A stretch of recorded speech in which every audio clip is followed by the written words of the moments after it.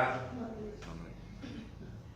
Vocês me convidaram para ver se eu confirmo aquilo que eu falei da última vez, não foi isso? Foi isso. Eu continuo aprendendo com vocês. O tema Nascer de Novo é muito repetitivo em nosso meio espírita, mas é de suma importância, porque é a base principal da doutrina espírita. Sem o entendimento da lei de renascimento, jamais poderíamos resolver a grande problemática da humanidade, entendê-la pelo menos, mas com o tempo resolvê-la. E o que vem equacionando com o tempo é que esses valores vão se transformando, vão sendo aquecidos com novas criaturas que vão chegando no planeta, reencarnando e nos mostrando que é possível, só confirmando aquilo que outros já fizeram, nos mostrando aquilo que nós gostaríamos de saber, em que o mundo ainda não pôde conceber de maneira nenhuma. Mas a exposição espírita, ela é acima de tudo terapêutica. Nós comparecemos à casa espírita no momento de palestra, porque não dizer todos, mas com o intuito de buscar algo de melhor. Mas temos que entender primeiramente que Jesus precisa de cada um de nós. Ele precisa de nós. É o que já foi lido aqui, a grande causa do tarefeiro espírita e daqueles que estão bebendo na água do Evangelho ou que têm um sentimento de transformação sem mesmo ter como a página, e como o nosso irmão falou, sem mesmo como ter a religiosidade bebida nas variadas casas. Esse está trabalhando por Cristo. Mas por que não fazer uma comparação de imediato para nós vermos as diferenças, as coisas que nós temos em casa a respeito das crianças que vêm surgindo, as opiniões que aparecem de uma hora para outra na juventude e na senectude, outros pensamentos vão surgindo. Lembro aqui que constantemente temos estudado lá no Centro João Batista sobre instinto, inteligência e razão. Claro, o Vanderlei aqui não vai entrar nesse assunto propriamente dito, porque a doutrina espírita, ela não terminou em Allan Kardec. E eu seria muito vaidoso se eu quisesse deixar algo fixado na mente de cada um de nós e de mim mesmo como definitivo. Mas o Emmanuel, como foi o tema do estudo de vocês discutido, né, a questão da poesia, ele afirma que a alma dorme na pedra, sonha nas plantas, se movimenta nos animais e raciocina no homem. É poético, como alguns afirmam. Para mim é fato. É fato porque a minha memória é nítida, é clara.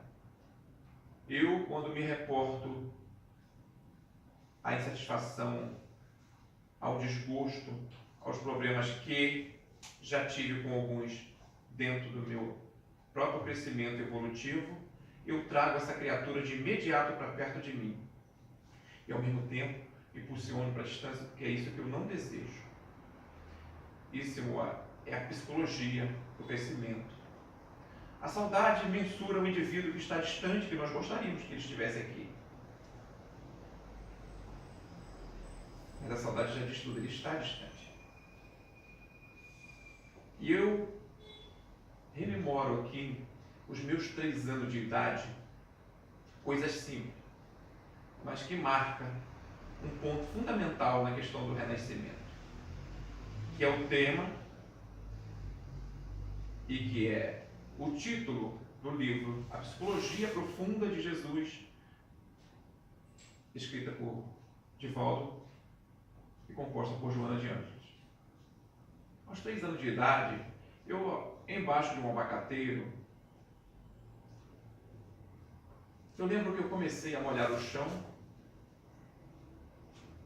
e tive a ideia de fazer uma casa. Lendo ontem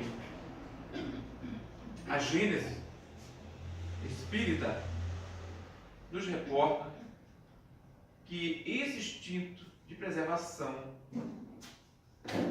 que é o instinto que todos nós temos, que é de herança animalizada e que tem ação sem que nós tenhamos qualquer tipo de iniciativa, como se agisse sozinho. Allan Kardec acrescenta que esses animais que fazem ninho, que fazem seu local de dormir com conforto, tipo colchão, que tem a proteção da coletividade e às vezes, com mais destaque, né, os filhos,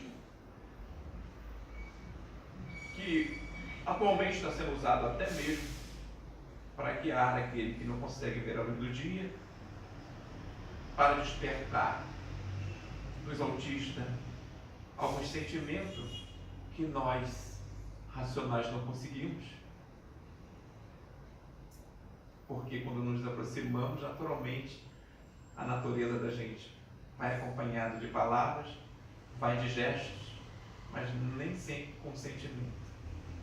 E a gente observa que esses irmãos que estão aparentemente em oculto da nossa natureza existencial, ele tem contato com algumas pessoas que se apresentam-se muito mais à vontade, muito mais aberto. Então ele diz que no homem acontece alguma coisa a mais. No ser encarnado, no espírito encarnado, acontece alguma coisa a mais. Porque ele não só faz a cama, mas ele prevê o dia da manhã. Ele não só protege os filhotes, mas ele dá conselho. Então, ele programa. E a partir desse salto, que eu me reportei aos 3 anos de idade, foi numa reflexão que eu me reportei a essa história, que eu já tinha mesmo, porque é muito clara a minha memória, eu não sei quando é que vai chegar esse momento de eu começar a perdê-la, né? Eu espero que demore um pouquinho. Então eu tive essa ideia de fazer a casa. Ao molhar o chão, a colher que a gente tinha, uma morada humilde, 11 cômodos, 14 filhos, telhado dava para ver as estrelas, a parede de sopapo, as crianças mostrando o instinto que hoje é descoberto através de estudo, como eu também comia barro, né? Hoje a gente sabe que tem um outro motivo, e eu fui aprender isso através da doutrina espírita para depois me reportar à medicina. Possivelmente, quando ia se registrar, não era nem certidão. Certamente dava ali o documento do terreno, né? De tanto comer barro. Mas era assim. Hoje a gente vê até a grávida tendo essa vontade, que às vezes consegue, torir. Aí eu tive a ideia de cavar o barro, e estava muito duro, eu molhava. E eu tive uma outra ideia, quebrar o tijolo do meu pai, que ele não comprou, foi uma herança, porque era muito difícil comprar tijolo onde nós. Ele quebrou. Quebrei o tijolo em fila e comecei a empilhar a parede. Tive a ideia de fazer janelas. Mas depois eu olhei para aquilo ali e disse, vou cobrir com o quê? Olhei para o bambuzal, que me deu, foi muito assim, educativo o bambuzal na minha vida, né? É uma coisa maravilhosa a gente bambuzar. A gente aprende muita coisa com uma vara de bambu. Aí, como não dava para cobrir, eu tive a ideia de quebrar a cadeira da minha mãe. Nada me impedia, porque não se tratava de eu quebrar aquela cadeira, que já estava um pouco fragmentada, porque a gente usava coisas usadas, que o jovem hoje não consegue nem imaginar como é isso. Aí eu tirei as lascas, feri as unhas, cobri Eu falei, vai chover dentro. Eu coloquei lama de novo em cima e fiz o segundo andar. Ficou interessante. Ainda lembro hoje que a minha preocupação não era mostrar para os outros. É que eu sabia que assim que eu me retirasse, meu outro irmão chutava. Eu já repeti isso e foi isso que aconteceu. Então, o companheiro trabalhando comigo há pouco tempo, quando eu fiz uma narrativa a respeito de uma obra, porque eu estudei muito pouco, ele perguntou para mim assim, ele viu, eu falei assim, aquilo ali vai ser assim, assim. Ele perguntou assim, você pensa que você nasceu pedreiro por acaso? Eu falei, nasci. Eu sei que eu nasci pedreiro. Aí ele falou, você é muito arrogante. Não, isso não é questão de arrogância. É só uma constatação. Eu estou vendo o problema de lá, de cá, e imagino o que vai acontecer lá na frente. Não posso imaginar como foi empilhado as pirâmides do Egito, claro que não. Mas posso fazer coisas conforme vocês também. Isso é uma questão para nós mentalizarmos de onde vêm esses talentos que estão embotados em cada um de nós. Como disse uma companheira anteontem, a companheira sabe fazer o cabelo, mas não sabe fazer a unha. Cabe a outra fazer a unha. Paulo disse que as mãos, olha, os dedos diferentes, os talentos também são. A mediunidade também é a pessoa. E isso nós vamos medindo a ideia de que não obtivemos de graça nada disso. E que não nos coloca em posição diferente dos que não têm. Porque há valor em cada um de nós. Há desabrochar e já outros atuantes.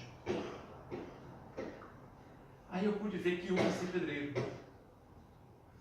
Depois começaram a suscitar na minha cabeça, os meus familiares, somos uma família de músicos também, sem estudo, que eu, um pouco antes, eu deitava ao chão e ficava pedindo um cavaquinho ao meu pai, que ia com os colegas ensaiar na minha casa, somente por gosto, por tomar café e ensaiar. E eles até diziam como eu gritava, eu ficava irritado com aquilo. Consequentemente, eu vir a tocar cavaquinho logo, e as pessoas me perguntavam de onde eu fui que aprendi. Mas nisso eu observei que eu não era eu sozinho. O meu irmão já aos 11 anos de idade, ele pegava o cavaquinho, colocava nas costas e tocava o brasileirinho. Eu nunca tinha me arriscado a fazer uma coisa daquela. Fazia, mas não como ele. Depois eu comecei a ver, na época da lambada, algumas jovens faziam a mesma coisa. Dançar, tocar o cavaquinho e ainda rodar bandoleiro. Impossível. Isso não se aprende. É como samba. Hoje já tem aula de samba, mas isso não se aprende. Aquele professor de samba, aquele professor de futebol. Pode ensinar, pode ensinar. Minha mãe e meu pai ensinou dos 14, ficaram 12, ensinou aos 12 filhos. Deram aquilo que nós chamamos no dia de hoje a mesma educação, porque naquela época isso funcionava, tá? Hoje não. Porque eles davam comportamento. Hoje não, hoje é diferente. E constantemente nós esquecemos que os nossos filhos nasceram de novo. Como espírita, esquecemos que há um programa reencarnatório que nos vinculou de forma que a memória não alcança, mas na vivência nós podemos observar que não é por falta de amor, mas há algo que nos liga mais a um do que a outro. E eu pude medir isso a certa madrugada, quando eu saía para tocar os 3 últimos dias da semana. Trabalhava, sexta, sábado e domingo, virava a noite numa roda de samba. Um dia eu cheguei de 7 horas da manhã no domingo, e eu sempre fui muito íntimo, muito próximo à minha mãe. Ela nunca gostou mais de mim do que dos outros por isso, mas todos eles tinham um jeito assim. E eu vi ela chorosa à beira do caminho. Falei, meu Deus, minha mãe está morta de preocupação. Eu nem avisei. Aí eu cheguei perto dela, ela falou, viu seu irmão por aí? Eu falei, a senhora não pergunta? Eu sei que você vai e vem. Sei que onde você entra, não tem bagunça, não tem problema nenhum, você sabe o que faz na sua vida. Mas seu irmão, ele se embriaga, né? Você não. Eu encontro ele pelos caminhos, às vezes, assim, assado. E aquilo, eu dei um sorriso, né? Porque eu vi a inteligência da mãe, que aparentemente o outro irmão acha que você gosta mais dele do que de mim. Mas não, eu vi aquilo. Aquele entendimento rápido me levou a dizer que eu não aprendi aquilo também com a minha mãe. Mas esse estudo não é uma biografia sobre minha vida. Porque todos vocês têm histórias típicas. Então, passando a posteridade após Jesus, nós encontramos muitas casas religiosas não espíritas tentando explicar que o nascer de novo é quando você nasce para Cristo. É quando você muda a sua conduta equivocada para uma proposta melhor. Mas, entendendo também essa proposta, nós vamos observar que não se trata de uma proposta comportamental, mas de uma aceitação da palavra, do conhecimento bíblico, e não de uma proposta daquela que o João Batista teria oferecido na hora do batismo. Mergulhava na água e com aquela cara mais limpa, né? Pela água, certamente, essa é uma figura.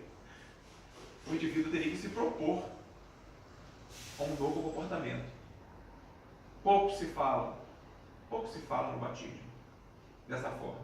Embora a doutrina espírita respeita dessa forma o batismo de João Batista e não funciona em nossa casa, porque todo aquele que bebe, vamos usar o termo de André Luiz, bem doutrinário, alguns segundos, né? Ele diz alguns minutos dentro da casa espírita, as propostas são tão uníssonas com a divindade, com Deus, que você já sai dali responsável, pensando, meu Deus, como foi ontem, né? Aqui eu deveria dar um beijo, eu dei uma dentada e tal, mas poxa vida, mas aquele indivíduo que está falando para você, qual é o conhecimento que ele tem, qual é o comportamento que ele tem, ele está simplesmente, eu estou aqui na condição, simplesmente, de um enfermeiro entregando a vocês a receita, porque o grande médico é Jesus.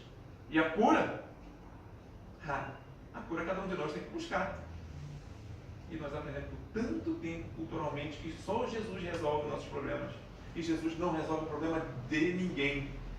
Se alguém quer uma solução imediata na doutrina espírita, está no caminho errado. Se alguém vem à casa espírita pensando que mais cedo ou mais tarde vai encontrar um ente querido que partiu há muito tempo, está na via errada. Porque são eles que falam conosco quando acha necessário.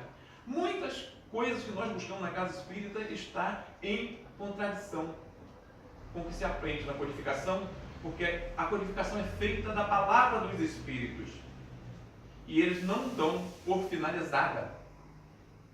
Por isso que nós estamos buscando constantemente.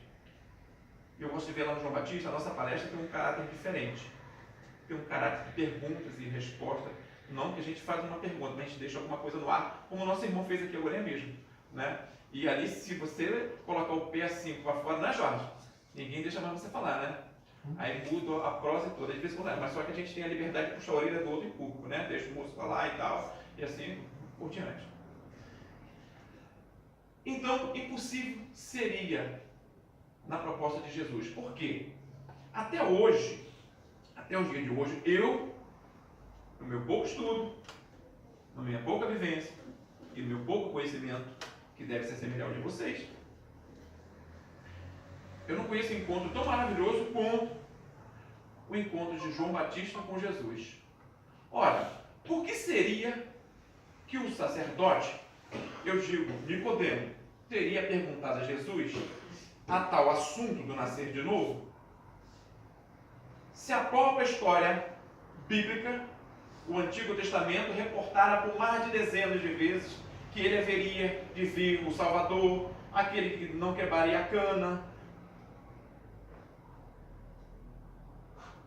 Ele tem nomes diferentes. Há companheiros de outras castas religiosas que gostam de fazer um trabalho metódico. Quantas vezes o nome do Senhor foi falado? Só que o nome do Senhor para eles é Deus, porque Jesus é Deus e Deus é Jesus. Mas para nós é Jesus. A vida de Jesus foi programada. Olha que interessante.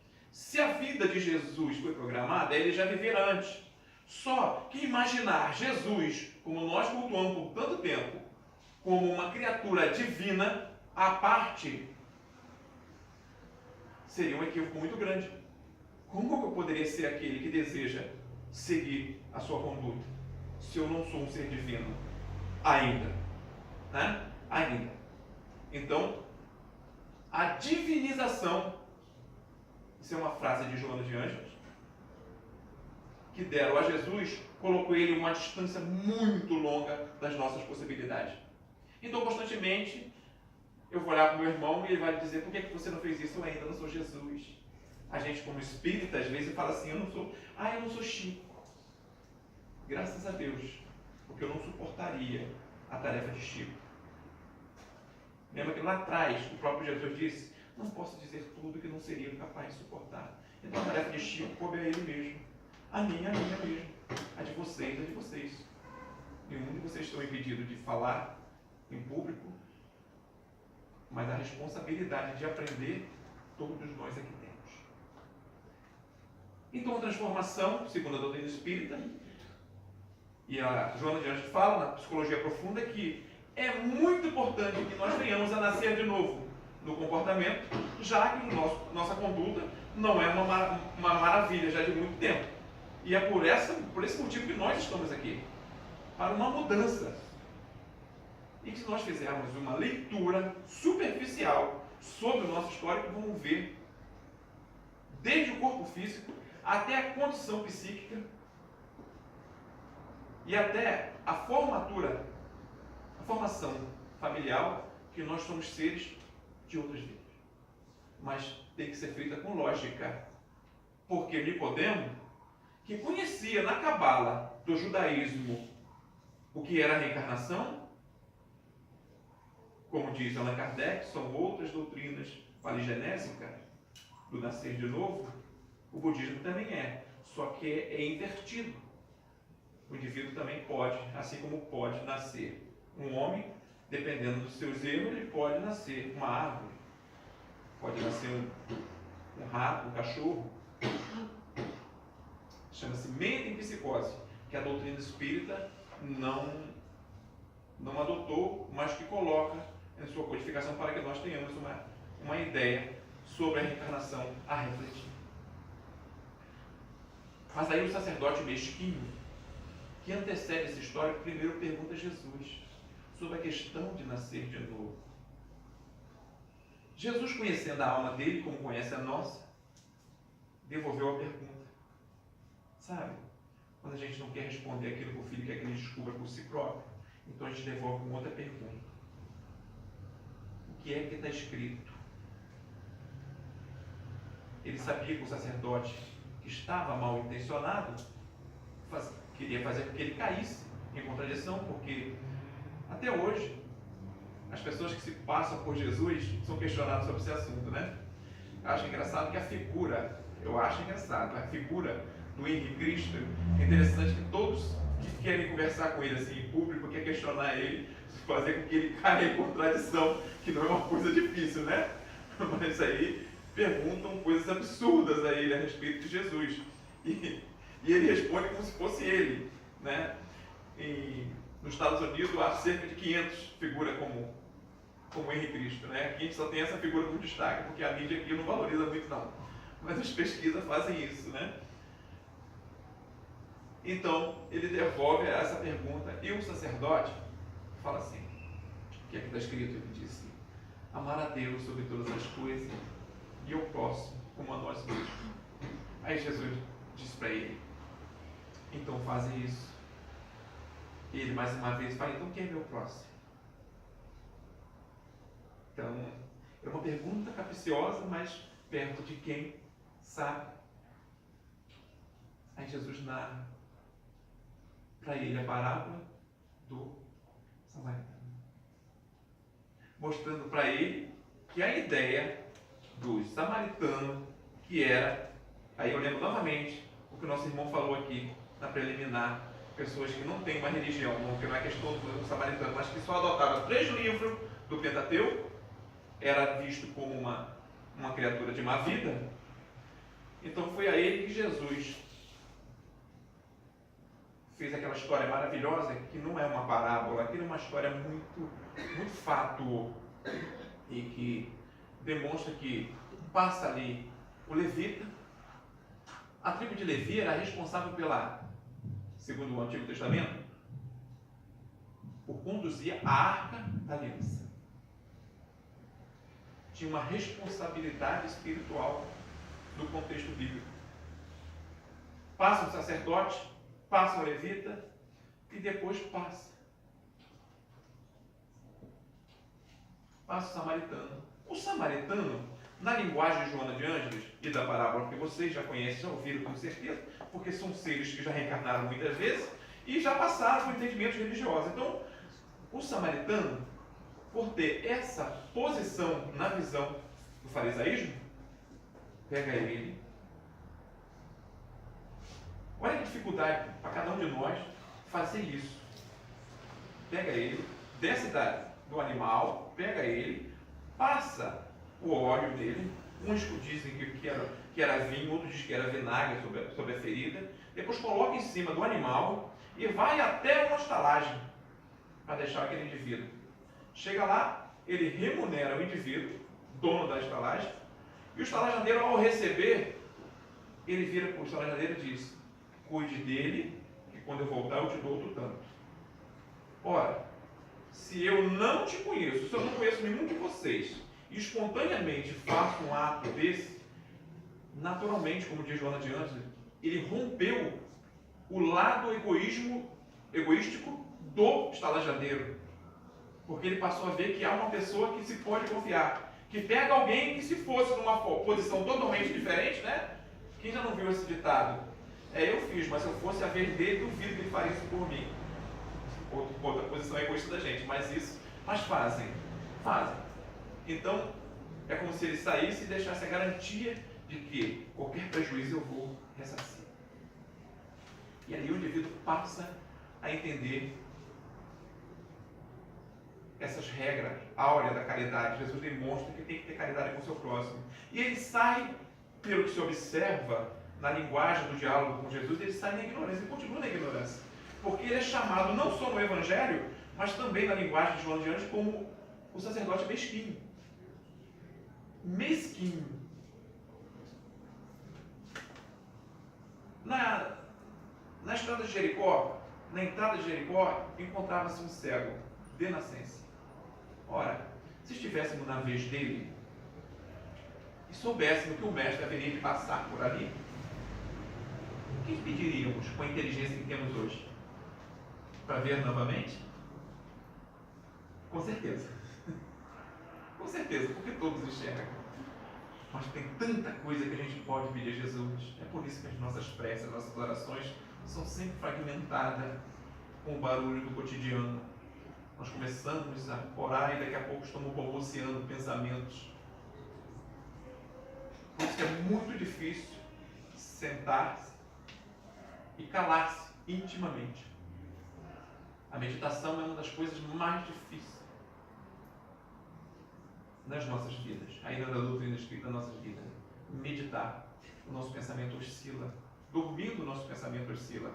E os espíritos nos informam que vocês devem saber pelas próprias experiências de vocês, porque pela minha eu sei que agora eu estou aqui numa condição e quando eu estou fora do corpo à noite, minha conduta é quase sempre outra. E quase sempre infeliz. Fico feliz quando eu me encontro com os amigos espíritas, mas sempre observo que quando me encontro com ele faltou alguma coisa. Mas aí Jesus encontra, está de frente com o Nicodemo, porque Nicodemo, como eu dizia antes, era um sacerdote e era o maior, isso também do Evangelho, o maior de todos os sacerdotes daquela região.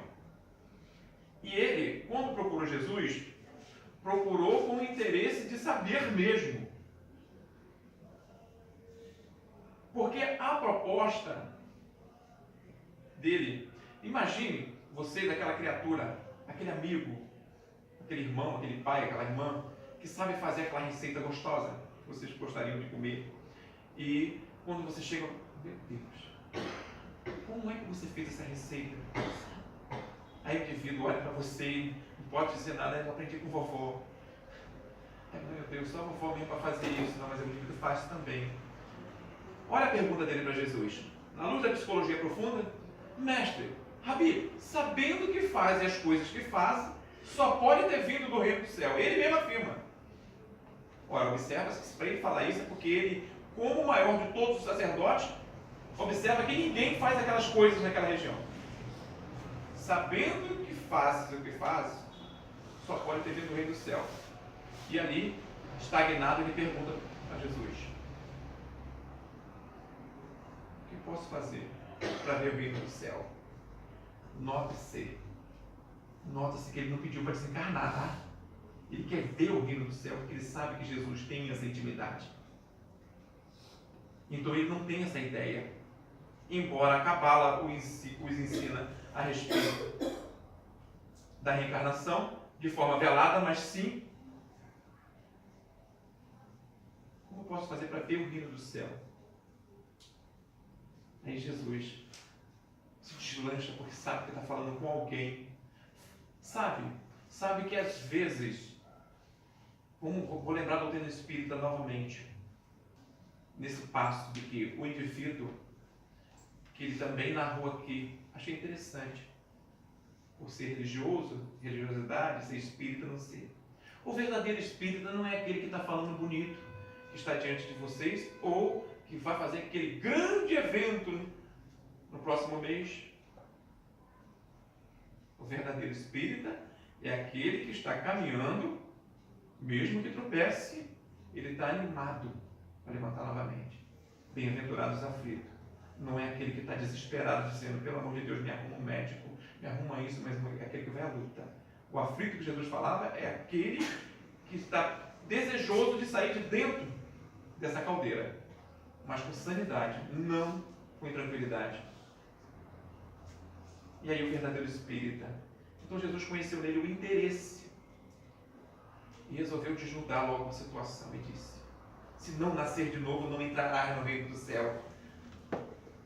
Como o indivíduo não sabia que ninguém ali naquela região fazia aquelas coisas de Jesus, passa-lhe pela cabeça se ele poderia voltar novamente às entranhas da mãe, sendo velho. É uma pergunta de cunho infantil, mas isso demonstra também que não havia mais pergunta nenhuma para ele fazer. Aí Jesus fala aquilo que, por mais que possam tentar colocar uma coberta, uma lona por cima dessa informação, não há outra explicativa. O que é nascido da água é da água, o que é do Espírito é do Espírito. O Espírito sopra, é como o vento, sopra onde quer. Né? Então, o Espírito aparece, você não sabe de onde veio. Nós espíritos sabemos que veio de onde? Do mundo espiritual. Mas onde é o mundo espiritual? Jesus disse: eis que o reino de Deus está entre vós. Onde é o reino de Deus? Porque a ideia que a gente tem é que o mundo espiritual é só para o desencarnado.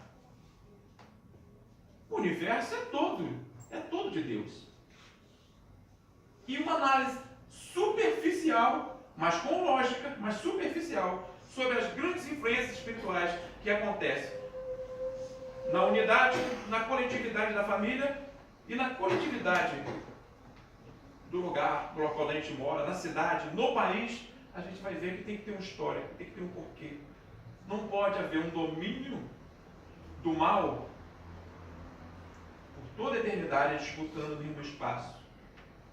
A própria ciência já diz que o bem não luta, que o mal não luta contra o bem, tá? Olha só. É o bem que vai ganhando espaço constantemente. É o bem que vai ganhando espaço. Qualquer um de vocês que tenha parecidamente a minha idade ou que já ultrapassaram um pouquinho, gostaria de ser mais jovem. Eu já fiz essa pergunta várias vezes e não vou perguntar a vocês, mas tenho certeza que não com aquela memória que tinha antes. Né? A gente gostaria de ter a argamassa do corpo um pouco mais, né, retificada, para poder fazer algumas coisas que nós não fizemos. Pois é, tivemos a oportunidade de fazer e não fizemos. Por isso, como uma escola da vida, no ano que vem nós vamos repetir novamente a 8ª, 7ª série, o 9º ano. Nós vamos repetir outras reencarnações, outras histórias, mas com muita coisa que nós, quando tivemos o corpo em condições de agir, não o fizemos. E não importa, não precisamos nascer espírita. Somos espírito. Como espírita, não nos preocupemos em dizer sou espírita, mas somos espírito. Eu penso como alguém que vai ultrapassar o túmulo e que antecedeu o berço. A importância para mim dizer para vocês não é porque eu fiz a casinha de pedreiro, porque qualquer criança do dia de hoje, tem criança com 3 anos de idade falando e recitando a Bíblia, papai e mãe. Hoje está difícil até para o palestrante espírita contar uma história, porque quando eu vou começar a história, eu lembro que o Jorge já enviou para mim, ou eu já enviei para Jorge pelo celular. Alguém já sabe essa história, todos já sabem. Está tudo, está globalizado. Está acabando com as nossas historinhas, os WhatsApp, os Facebook. Mas em compensação, todos já têm consciência do que é aquela história. Resta-nos agora analisá-la. Então somos seres de muitas épocas, mas que raciocinamos pela necessidade de ver a luz divina um dia com toda claridade e viver na intimidade de Deus, entendendo o que é Deus, o que é Deus, e não quem é Deus, que é o que procuram todas as religiões não espírita. Buscando essa unidade de o que é, aí fica mais fácil. Porque eu, quando analiso as minhas dores, que por felicidade eu não as encontro, não sou uma criatura que gosta de reclamar, então eu não as encontro, porque a minha memória é aberta para observar que tem sempre alguém com mais dificuldade que eu e que reclama, né? Agora mesmo, quando vocês me viram no WhatsApp ali, eu falava para a esposa está na Barra, e aí ela falou comigo, olha, se você chegar em casa e não falar comigo, é porque eu já dormi, tá? Fique com Deus, bom estudo, eu já tomei um remédio, e também tomei um chazinho daquele que eu tomei aqui, entendeu? Mas ela não vai dormir, ela só dorme 1h. Ela está condicionada a 2 idosos, um que foi para o hospital há pouco tempo e uma que está numa memória quase igual à nossa, mas a dificuldade da vida e da idade lhe faz atitude absurda durante a noite, que ela não consegue nem ir ao banheiro, nem falar 5 minutos no telefone comigo, só. Tudo isso é reencarnação. Só que ela é aquele tipo de ser humano esponja. Então ela disse isso para mim. Aí eu disse para ela assim, ali, está aqui nos atos escondido aqui, eu falei para ela, não se preocupe, eu com Deus, porque Ele é meu amigo, e se Ele não cuidar bem de você, eu vou mostrar para Ele à noite. Entendeu? Aí falei para ela, já sei que você está rindo. Ela falou, você é terrível. Entendeu? Então, são esse tipo de coisas que às vezes a gente não fala, mas que é muito importante para saber que o indivíduo que está lá do outro lado, aquele que ficou em casa, aquela senhora que disseram que de domingo não pode vir, porque a idade é avançada, alguém tem que tomar conta. Lamentável que não tem um monte de gente para tomar conta. Ela poderia vir, mas às vezes a saúde dela não permite, mas há algo que possa fazer. E constantemente as pessoas perguntam para mim, Vanderlei, eu não estou aguentando mais ir à casa espírita, aqueles banco duro, lá é tudo banco de madeira, né? É banco duro. Eu falei assim, quando você não aguentar de verdade, fique lá e manda Jesus procurar você. Mas vocês não dizem que ele não está lá, que ele está em casa? Pois é, quando der para você vir, vem. Quando não der, não fica lastimando. Você não pode reclamar porque o corpo não permite mais, porque a memória está assim, está assada. Isso é um grande erro. Quando alguém disser, eu acho que eu estou com Alzheimer, isso é a maior prova que não está. Porque quem está não lembra. Eu estou esquecendo das coisas, não está. Se estivesse esquecendo, não lembrava.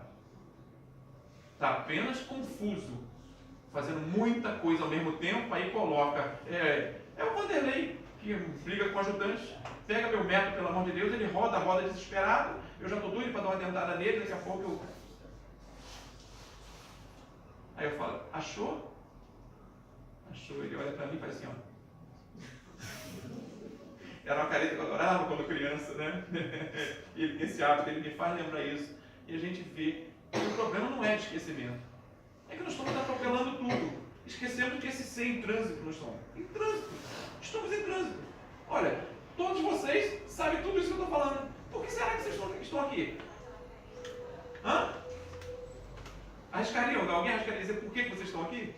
Por que será que toda vez que a gente reencarna, tem que novamente se alfabetizar?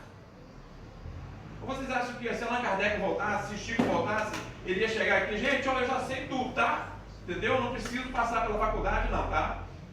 Nem vem com isso com alfabetização, não. Tá ferrado. Tá ferrado. Lê a doutrina espírita e vai ver. Até eu começar a falar é instintivo. O instinto que provoca esse interesse. E o espírito fica ali, ó, se debatendo numa cartilagem que ainda não tem osso, não consegue se movimentar, quer falar, não consegue, chora aí, e quando consegue isso rapidamente aprende. Ou nasce com flores na mão, toma papai e mamãe, ou com um punhadinho de areia. Entendeu? Achei vocês novamente. Porque nós temos visto constantemente. Então estamos vivendo, nos dias de hoje, a minha memória faltou aqui em alguma coisa, viu? Não é perfeita a minha memória, que eu falei que é boa. Foi até que hora? 10. Tem 10 minutos ainda? Nossa. Não, até 10. Até 10, então. Olha só, imagina só, aqueles 4, só falta 4 minutos, faltam ainda 4 minutos. Em 4 minutos nós poderíamos aprender muita coisa. Então, sou eu que bebo primeiro e divido com vocês. Coisas que vocês já sabem. Por essa necessidade, teremos que voltar na próxima semana. Para novamente ouvir outro palestrante que vai falar sobre outro assunto, vai passar novamente sobre o nascer de novo. Aliás, lembrando Jesus, qualquer coisa que Jesus tenha falado lá ou cá, ela se encontra em algum ponto. E não se esbarram não, elas se encontram. Elas estão amarradas. Parece coisa de advogado, está amarradinho, né, mano? Está ali amarradinho ali, é coisa de processo. É um processo. O Evangelho é um processo que está tudo ligado. A doutrina espírita tem a sua base principal da religião em Jesus, mas tem como codificador a forma de se entender Jesus através dos espíritos. Porque lá, vivendo nesse mundo espiritual, que é o mesmo nosso aqui, nós só estamos no escafandro. Difícil de eu fazer as coisas que eu faço fora do corpo aqui. Aí sim, fica mais fácil. Eles dizem pra gente, ó, o negócio aqui está difícil. Muitos de nós esquecemos da reencarnação e vamos para um grupo mediúnico achando que nós estamos prestando trabalho à espiritualidade. Não, a espiritualidade está prestando um trabalho a gente. E vocês já leram isso muitas vezes. Eu também. Os espíritos equivocados. Ah, mas eu gostaria de... A gente imagina que hoje vai ter uma psicografia maravilhosa. E aparece um irmão para dizer que ele está chateado, revoltado, ferido. Estou aqui esquecido, estou aqui, te maltrata, te xinga, e você diz, meu Deus, eu aqui aguardando uma comunicação assim e tal, e hoje, né, olha, foi pesado hoje, o trabalho foi pesado, hein? Alguns espíritas falam isso. Não. Esses espíritos estão mostrando para cada um de nós, olha como eu fiquei, ó, por fumar, por beber, por matar a esposa, por matar o marido também, vou passar de zero, né? Por ódio. Olha como eu estou.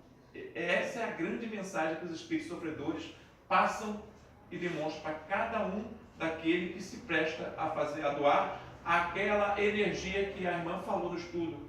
Memória animalizada. Por que animalizada? Não é só porque é do animal, mas é da ânima, da alma. Animalizada. Porque eles, desencarnados, precisam dessa energia para poder se sentir um pouquinho na carne novamente, para poder ouvir quem está lhe falando, quem está lhe passando determinadas informações para aquele momento amenizar as dores.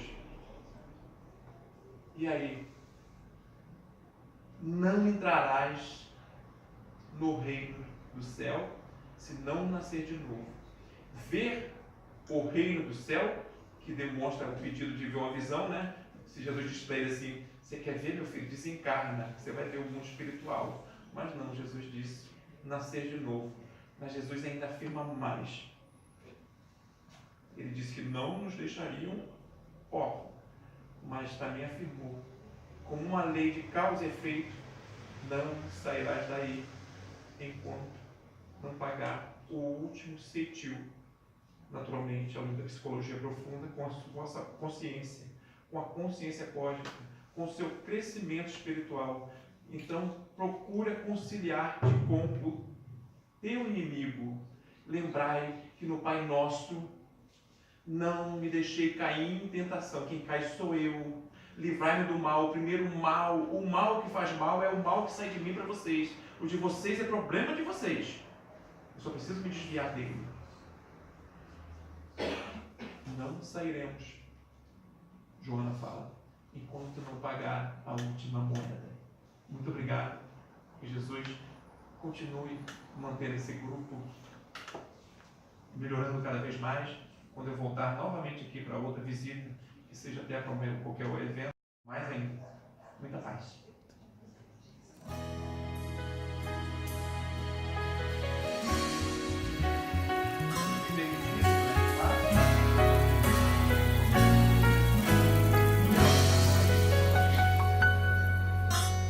Pai, tenho dúvidas, tenho perguntas a te fazer. Pai, por que uns são tão felizes e outros têm que sofrer? Estou tão confuso nesse mundo tão duro, vejo irmãos a padecer. Pessoas boas que sofrem, crianças que morrem, não posso compreender. Filho, talvez até eu lhe deva alguma explicação. Ainda são imperfeitos, erram e falham, mas buscam salvação. Com pensamentos confusos, corações tão duros, esquecem dos irmãos. Trocam o amor por poder, deixam o ódio crescer, então retornam pra aprender. É preciso nascer de novo. Expiação e provação. É preciso nascer de novo. Uma nova chance, reencarnação. É preciso nascer de novo. Expiação e provação. É preciso nascer de novo. Uma nova chance, reencarnação.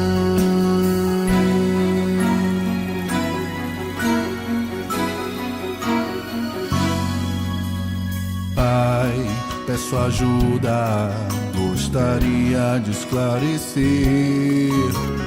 Pai, porque alguns têm saúde e outros a adoecer. Estou tão confuso nesse mundo tão duro, vejo irmãos a padecer. Pessoas boas que morrem, crianças que sofrem, não posso compreender. Me escuta, vou falar sobre uma lei.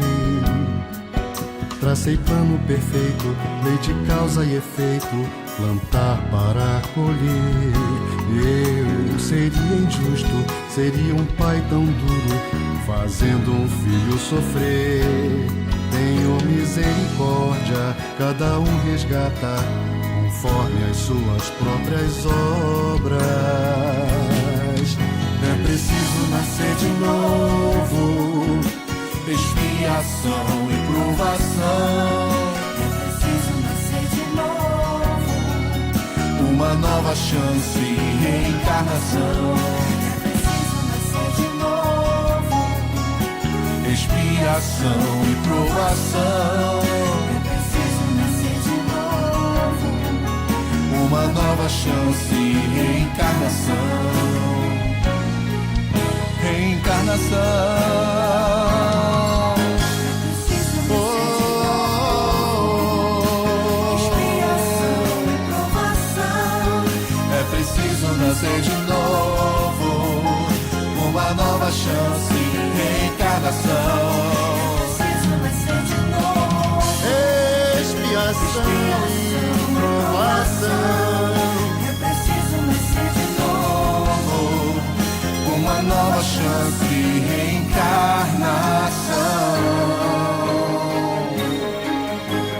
Disse Jesus: